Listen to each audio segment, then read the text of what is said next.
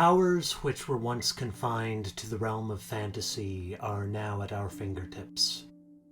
We fly through the air as though on Pegasus wings, and carry collections of knowledge in our pockets that outmatch any ancient library or wizard's tome. At this very moment, my voice and image are being projected to you across time and space through invisible airwaves channeled by stones harnessing the power of lightning. More and more each day, powers once reserved for the gods are placed into our hands. Yet as technology advances, it becomes increasingly unclear where we are advancing to. Our capabilities for creation and destruction have grown side by side at shocking speed. And as exponential growth demands an ever-accelerating pace of innovation, we develop new technologies faster than we can realize the extent of their impact, or how our lives will be changed. We clearly see the world of tomorrow ahead, yet our place within it is increasingly opaque. As we search for our place in this strange future, we must not turn a blind eye to the wisdom of the past, the tales of the gods whose powers we have claimed, and those humans who have encountered them, along with the incredible and disastrous consequences. The ancient Greek myth of Phaeton tells of the dramatic rise and fall of an ambitious youth who wielded the power of the sun for a single day. And millennia later, these powers are increasingly at hand, and we must learn from the wisdom of the past, lest we meet his same fate. My name is Sean. Welcome to Mythos and Logos. In the ancient days of Greece and Rome, the story was told of Phaeton, the son of the ocean nymph Clymene by the sun god Helios.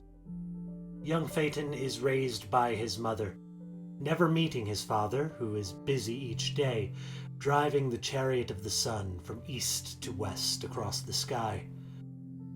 Now, tellings of the myth vary.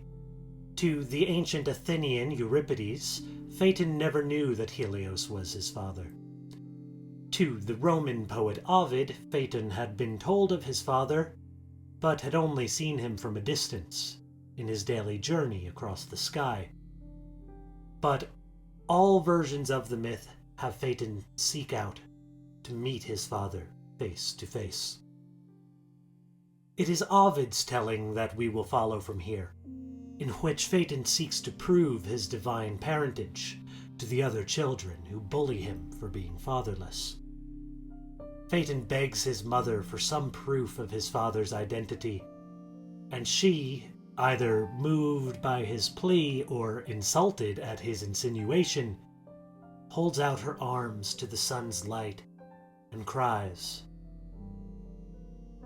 "By this great glorious radiance, this beaming blaze that sees and hears us now, I swear, dear child, that he, the sun on whom you gaze, the sun who governs all the globe, he is your father. If I lie, let him deny his beams. Let this light be the last my eyes shall ever see, and you may find your father's home with no long toil. The place from which he rises borders our own land. Go, make the journey, if your heart is set, and make the question to the sun himself." So Phaeton sets off from his home in Ethiopia to the east, crossing over India until he reaches the source of the dawn and arrives at the gates of his father's palace. As Phaeton arrives at the palace of the sun, he is dwarfed by its majesty. Rising high above the eastern end of the earth, on soaring columns of flashing gold and flaming bronze. The doors to which he climbs are dazzled with silver, an image of earth, sea, and sky engraved by the god Vulcan. The image of the world gives detailed attention to each of the inhabitants therein. A masterpiece to rival even the shield that Vulcan, known by the Greek name Hephaestus, would create for the hero Achilles in the Trojan War. The majesty of the palace's doors is only fitting for the one who dwells within, as Helios, draped in royal purple robes, shines with an all-encompassing light from his bejeweled throne.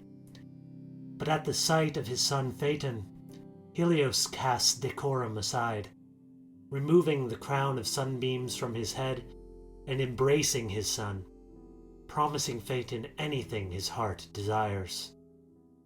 But Helios soon regrets this promise, as Phaeton's desire is to command the chariot of the sun on its journey from east to west. Helios tries to dissuade Phaeton, as not even Zeus could control the fiery orb on its way across the sky. Dangerous is your choice. You seek a privilege that ill befits your growing years and strength so boyish still. Mortal your lot, not mortal your desire, this to which even the gods may not aspire.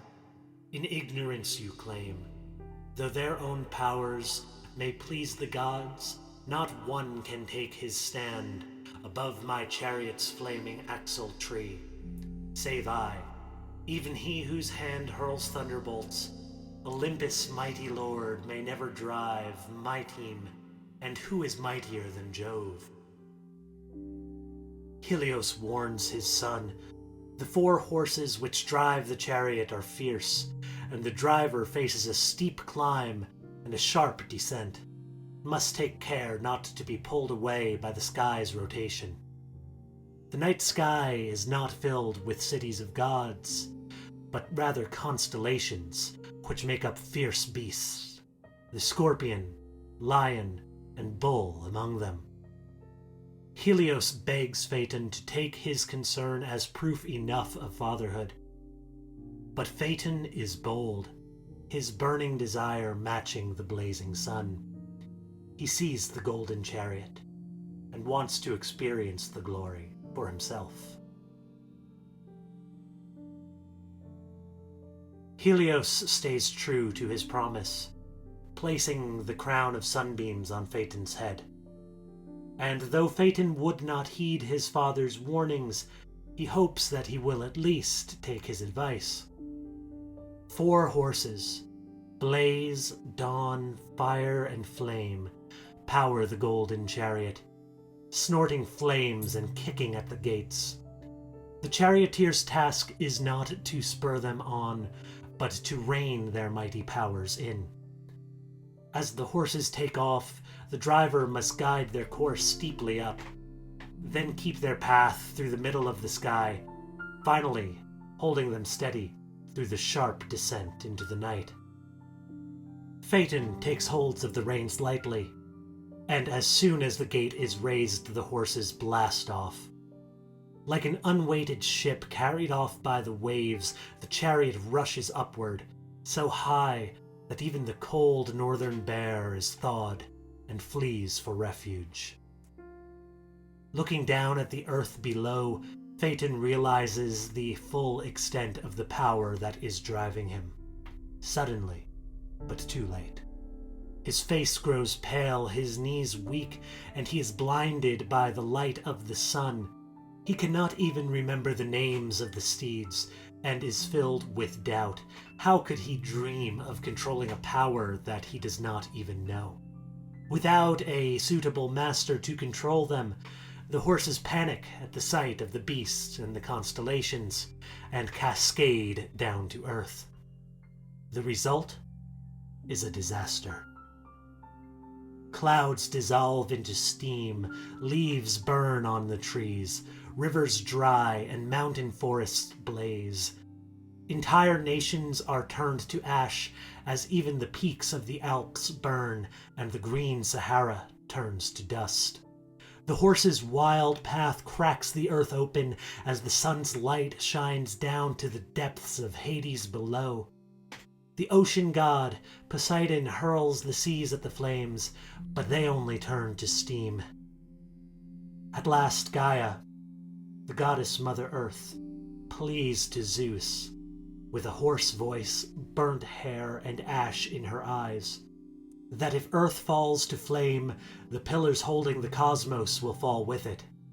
Atlas will drop the sky, and all creation will return to primordial chaos. Zeus cannot bring storms to quench the flames, and is forced to choose between the bold youth and all of creation. With a single bolt, he strikes Phaeton from the chariot and from life, as he falls to the earth below.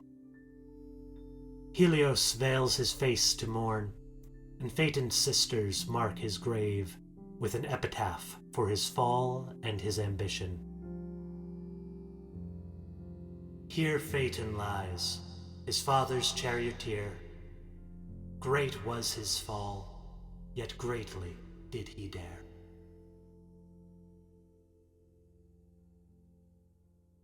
Today we celebrate the same ambition which drove Phaeton in the industrial and technological pioneers who have brought about our rapid advancement. We hold godlike powers of light to heal diseases, forge automatons, and create alternate worlds, alongside powers of darkness to stalk each other, poison minds, and destroy the world that we share. At the time of recording in December of 2023, we now have tools capable of language and creativity, realms once thought of as exclusively human. And with the current exponential pace of advance, this is not a box that we can expect to close anytime soon. As we are doubtlessly the heirs of Phaeton's ambition, we must take care not to share in his fate, whether that be the destruction of the world or of ourselves. Dealing with forces more powerful than ourselves, we must not blindly spur them on, but carefully rein them in to keep the right path. Unlike Phaeton, who forgot the names of the horses which propelled him, we must take effort to understand the powers that we yield. Phaeton's reckless ambition with the chariot of the sun was his downfall. But if we listen to ancient wisdom, know the powers that we wield, and navigate the constellations with a steady hand, perhaps we can avoid his fall and fulfill the mission of lighting the world.